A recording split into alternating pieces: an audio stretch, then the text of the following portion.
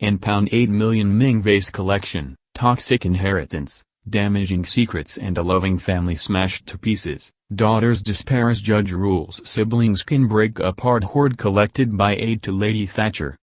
Children of the late Sir Michael Butler fight over £8 million Ming collection. Siblings James, Katharine, Charles and Caroline talked via lawyers. Katharine and Charles fought to keep Dorset Museum collection together. But Caroline and James fought to be allowed to remove their shares. The haul was collected over 50 years and is sought after by collectors. To art dealers, it is a unique £8 million assortment of rare ceramics that rich Chinese collectors would be desperate to acquire. To scholars, the 500 gleaming bowls and vases make up the world's most important collection of 17th-century Chinese porcelain, a priceless cultural legacy. But for the children of the late Sir Michael Butler, former advisor to Margaret Thatcher, the late Ming Chinese pieces he spent 50 years collecting are a source of pride and anguish. For 6 years, Katharine Butler, 48, and her brother Charles, 49, have been locked in battle to keep the collection intact, while Caroline, 62, and James, 50, fight through the courts to remove their share from the private family museum in Dorset. Such is the bitterness engendered. Younger and elder siblings communicate only via legal letters. The case has dragged damaging secrets out into the light, including allegations of Sir Michael's marital infidelity and his supposed financial favoritism towards his younger offspring. In one corrosive email disclosed in court, it was claimed that Sir Michael was more interested in his vases than his children. Now, the Mail on Sunday has established that it is the elder siblings who have prevailed. On Thursday, Judge Simon Barker QC ruled in favor of Caroline and James, saying the Butler family collection will indeed be divided, leaving Katharine and Charles distraught. As Katharine puts it, she is heartbroken. "It's a cultural tragedy," she says, poised and articulate as you might expect from the daughter of a diplomat, but visibly distressed. "The world's best collection of Chinese porcelain from that era will be broken up and dispersed, when our father made it very clear he wanted it kept together. For me, the pieces aren't just pots, they represent my father's extraordinary achievement. He created the collection meticulously over 50 years. Each of the siblings will be entitled to choose 125 pieces, a legacy worth £1 million, although the elder two insist they are not motivated by money." Sir Michael amassed the collection in his 5 decades traveling the world as a diplomat, during which his most celebrated moment was securing the famous European Community budget rebate for Mrs. Thatcher in 1984. Sitting in the museum which houses these remarkable pieces, a place where she spent many hours with her father towards the end of his life, Katharine chooses her words carefully when describing her relationship with her elder siblings during their childhood. "My sister Caroline is 14 years older than me, so James, Charles and I were brought up quite separately from her," she says. "We all rubbed along pretty well, but we didn't spend an awful lot of time together." After moving from country to country because of their father's career, the family returned to live in London in the 1970s. Weekends were spent at the house their grandfather had bought in the Dorset countryside. "It was a very happy childhood," she says.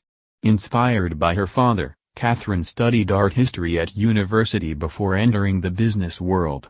She and her brother Charles both moved to the Czech Republic, where they achieved great success.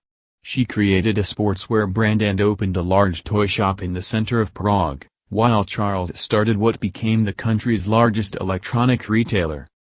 In 1997, when Katharine was 30, her parents separated following Sir Michael's alleged affair.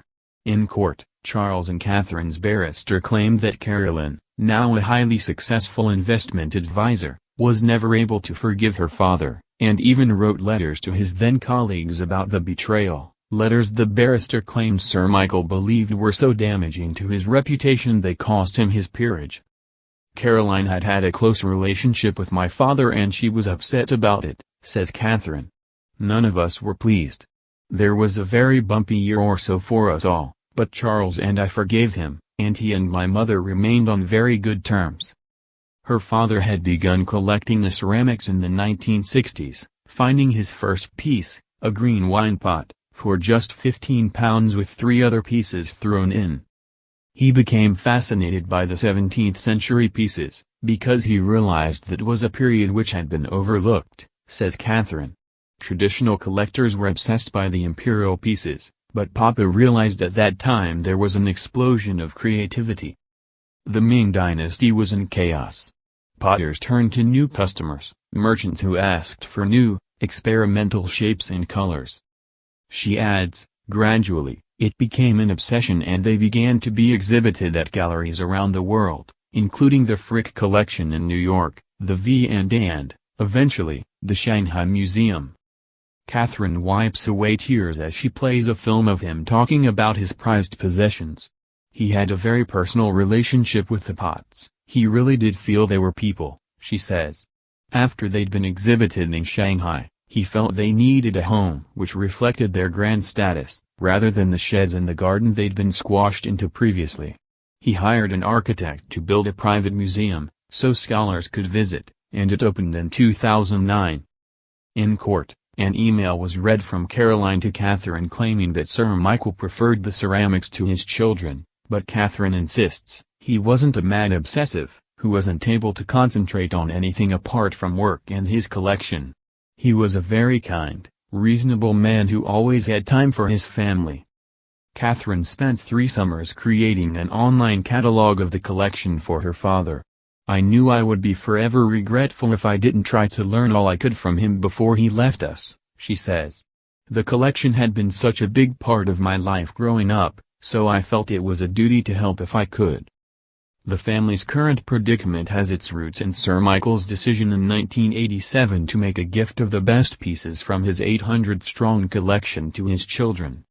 Over the next 5 years, he handed over 500 pieces, which were named the Butler Family Collection. The problem was that the gift didn't come with a contract stipulating what he wanted to happen to the collection, says Katharine. In 2010, the family began discussing what to do with the other 300 pieces. It became clear my sister had very different views from my father over what would happen to the Butler family collection in the future, says Katharine. My father was 83 at that time, and he stated very clearly, in writing, he didn't want it broken up for at least 10 years after his death. My sister was adamant that was unacceptable. There were many arguments. She insisted he should break it into 4 shares, and he said it would be impossible to make 4 collections which had any sort of cohesion. From that time until the end of my father's life, their relationship broke down. Of course, it soured my relationship with Caroline, although I didn't think it was the overriding factor in our relationship. And right up until my father's death, I had an excellent relationship with James. It was suggested in court that Caroline wanted to split up the collection in revenge for their father's adultery and supposed financial favoritism towards his younger children, something she denies.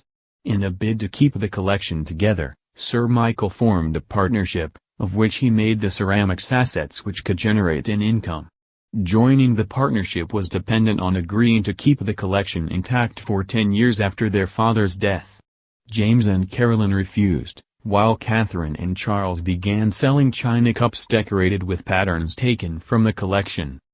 In the midst of all this acrimony, it is perhaps unsurprising that Sir Michael appointed Katharine and Charles executors of his will.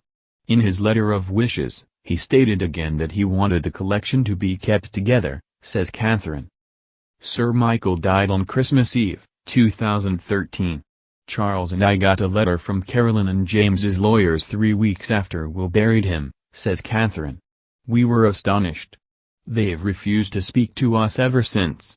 We tried through every means possible to communicate with them, but all we got were legal letters. Their condition of any meeting was the division of the collection. Katharine says she and Charles have attempted to buy their siblings out, offering more than the market worth. They refused. In court, Caroline and James said they do not want money, only to keep their 125 pieces of porcelain at home, where they can enjoy them. And so, in 2 months' time, comes a day that Katharine Butler is anticipating with dread.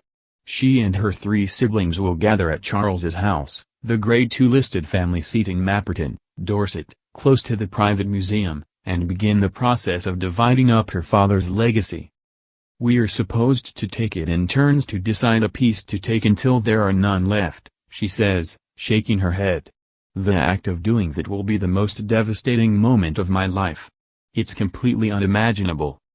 Katharine and Charles intend to appeal and start a petition to save a cultural treasure. We are also looking into seeing if an organization like the Art Fund would be willing to buy out our siblings, so it could be visited by more people, she says. We are happy to give over our pieces to preserve this for future generations. Someone told me that we've lost the case, we should let it go, she says sadly. He'd say they're only things. But they're not just things to me. They're my father's legacy.